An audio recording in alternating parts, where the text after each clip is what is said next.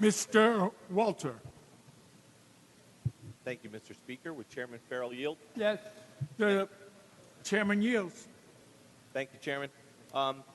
Just want to start, I want to clarify something that you talked about with Mr. Oakes regarding the taxes, the occupancy tax with towns and villages. It's my understanding in this resolution that you're allowing towns and villages to impose occupancy tax without approval from the legislature, Yes.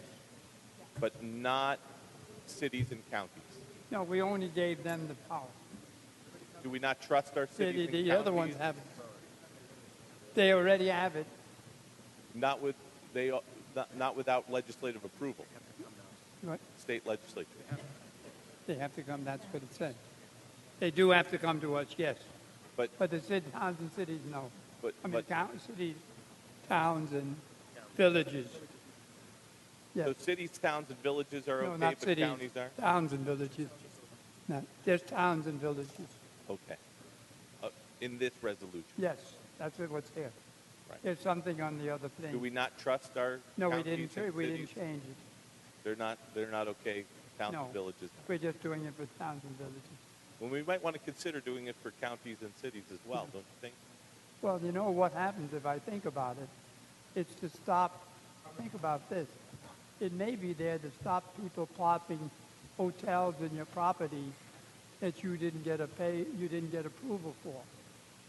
You follow what I'm saying? Because they're all, the county is with, the city is with, the village is within the county. And what we're doing is we're saying to them, you can decide what you want, which protects them from having people come on top of them, I think. Well, they have zoning laws, I think, Yeah. that they can So handle. they'll that. go to them instead of the county. I don't, sure. Well, I mean, the local give 'em business. municipalities have the zoning laws to handle that. That's a whole nother thing. Small business tax cuts. The governor had about $300 million in small business tax cuts. Do those carry through in your proposal? Yes. So there is. Could you just kind of what are we talking about with the small business tax cuts? What kind of a tax cut? Is it the same? Is there changes? What have you done? It is exactly as the governor gave it to us. Okay. Now, it's my understanding that we're proposing to increase minimum wage about 67%, which is close to a $16 billion increase once it's fully implemented. But we're only offering a $300 million small business incentive. That really doesn't come close to offsetting that cost, does it? We have a lot of other programs that people can get. Veterans can get it. So you get other ways, so it's not just one group. Does that answer? Is that right? Yeah. Close enough. Okay. So, all right. So we're not quite offsetting the major 67% increase, $16 billion imposition on our small businesses. Really just $300 million. Yeah. But we have other monies doing the same thing under other titles. Okay. Is that what we're saying? That would equal a $16 billion increase in minimum wage? Yes. Say that again. So those other things that you're talking about, those other offsets, that will help to, or will go all the way to offsetting the $16 billion increase in minimum wage to help keep our small no, businesses we didn't. whole? We never put one against the other. You heard the question? No answer. No. We didn't do that. Now, I also noticed there's a big tax increase in here as well on the personal income tax side.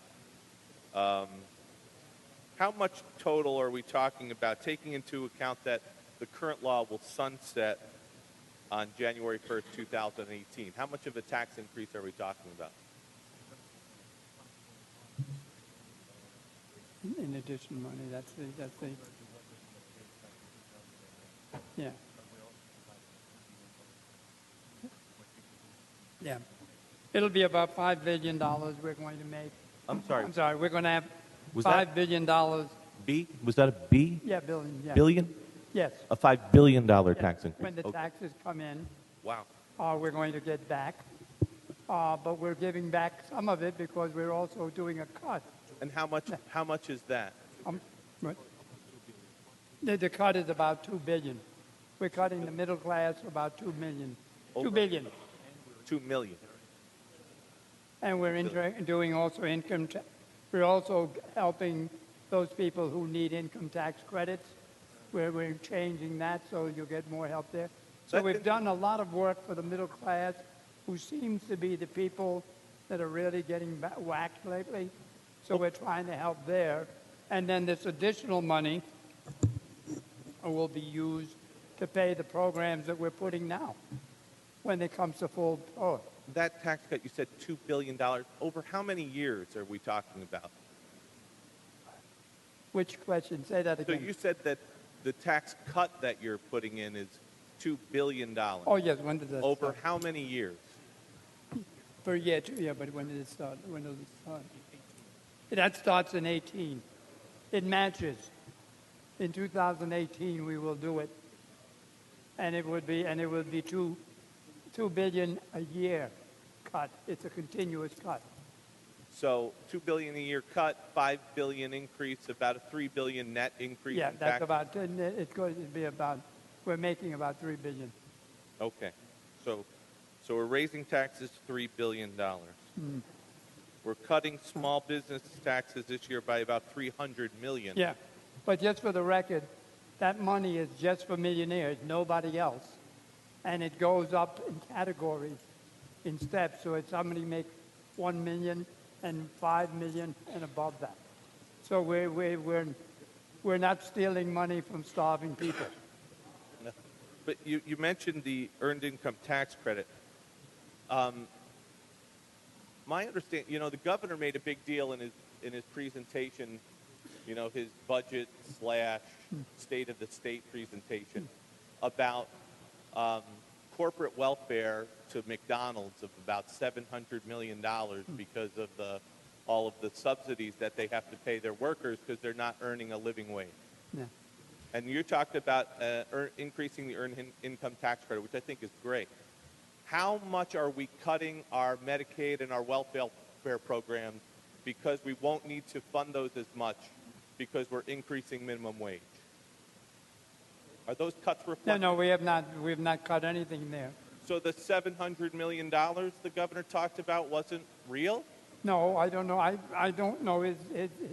I have to hear his whole statement before I answer that question. Did you hear that, boss? Okay. I don't want to be called downstairs. Oh, I don't think you answered to the governor, Denny. We'll get a better answer. Okay, so then there's no offset because we're going to be raising all of these people out of poverty with this $15 minimum wage, but we're not saving any money in any of our poverty programs. Well, I'm not really the sure. idea I is don't not really to get say. the math. I would say this: what we're trying to do is to help those people, as I know that's what you want to do, Of is course. help the people that have the most problems. So there are different types of problems, and I think these programs are set to deal with those problems. The earned income tax credit is to help. Maybe they won't fall into that category of the earned income tax credit if we raise them to $15. Maybe that may help them get out of the problem they have there. So we may be doing it in a better way and having somebody else do it. So you can't say, it will take, when we're finished doing it, we'll then get a record of what happened and how it works. But we do know that if we put more money into the middle class, they need help, and this will help them do it. And so we're giving a cutback on their money, and I think that's a good point for them. And I don't think too many of those people are in the $15 area. I think the people that are doing the earned income tax are the people who are making $10 an hour. So it's two different types, and we're helping both of them.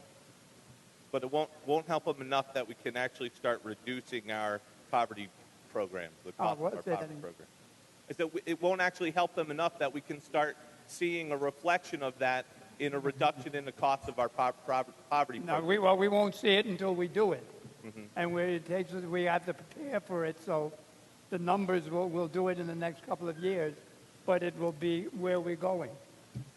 So we'll make a 67% increase in the minimum wage, $16 billion, $5 billion tax increase on our job creators, and then we'll see. Hopefully, maybe that'll work. Yeah. And the Okay. job creators will still, many years ago, That's a pretty big gamble. in 1900, Henry Ford decided that he had to do something to get people to buy his car. So he started paying his workers at the time, I think it was $10 a day. Everybody screamed at him, "You're going to destroy us." And you can see as Ford stands today, it didn't destroy them, but he sold a lot of cars. This is not going to hurt those businesses. They'll get better product, and they'll do better. So it's not, when we have to look back later and see what actually happened. When we did the $1 million back in 2003, I think we first did it, everybody said they're going to run out of state. It went down for about a couple of months, 1 year, then it went up, and we have more millionaires today than we had back then, and they're still growing. So we're not doing anything that's doing damage. We're just doing things that will help more people. Well, I think they may be growing, but maybe not at quite the pace they are in Yeah. other states that are much more competitive. But thank you very much.